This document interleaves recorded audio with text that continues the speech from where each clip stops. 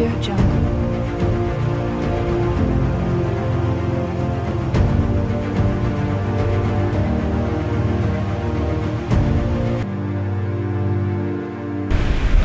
Baik, para peserta sekalian, ya.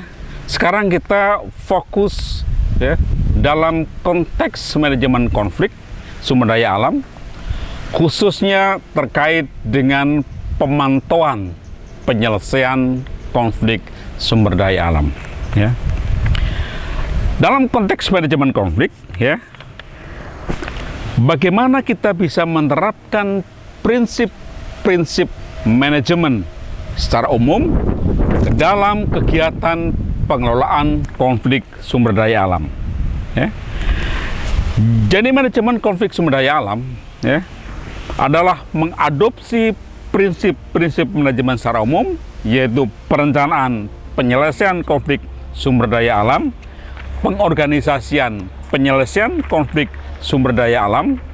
Yang ketiga adalah pelaksanaan penyelesaian konflik sumber daya alam, dan yang terakhir adalah pemantauan penyelesaian konflik sumber daya alam. Nah, untuk kali ini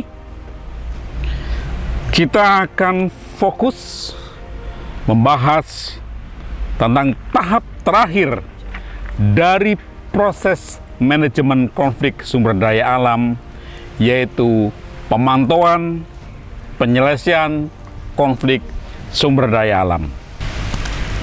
Pemantauan konflik sumber daya alam merupakan salah satu tahap akhir dari proses manajemen konflik sumber daya alam. Dari berbagai literatur yang kita baca, bahwa dalam rangkaian proses penyelesaian konflik sumber daya alam, maka pemantauan penyelesaian konflik itu berada pada ujung, pada ujung akhir dari kegiatan penyelesaian konflik sumber daya alam. Nah, apa yang perlu dilakukan di dalam kegiatan pemantauan penyelesaian konflik sumber daya alam? Yang pertama yang perlu dilakukan adalah bagaimana pemantau ini bisa menelusuri dokumen kesepakatan penyelesaian konflik. Kita kembali ke belakang.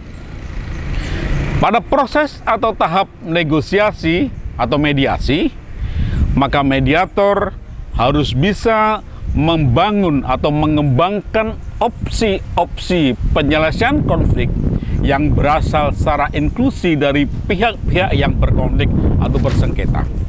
Dalam kaitannya dengan apa? Kaitannya dengan penyelesaian konfliknya, kesepakatan penyelesaian konflik. Karena apa?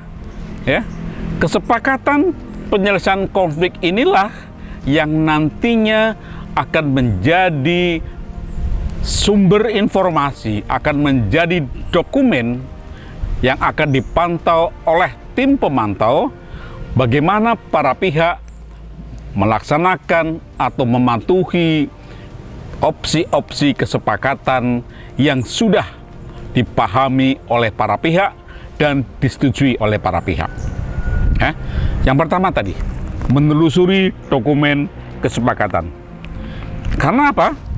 Karena berdasarkan peraturan Dirjen PSKL nomor P4 tahun 2016, peraturan Dirjen PSKL nomor P4 tahun 2016 menyebutkan bahwa dalam perumusan kesepakatan hasil mediasi, mediator membantu para pihak untuk merumuskan kesepakatan hasil mediasi yang berupa, pertama adalah berita acara mediasi.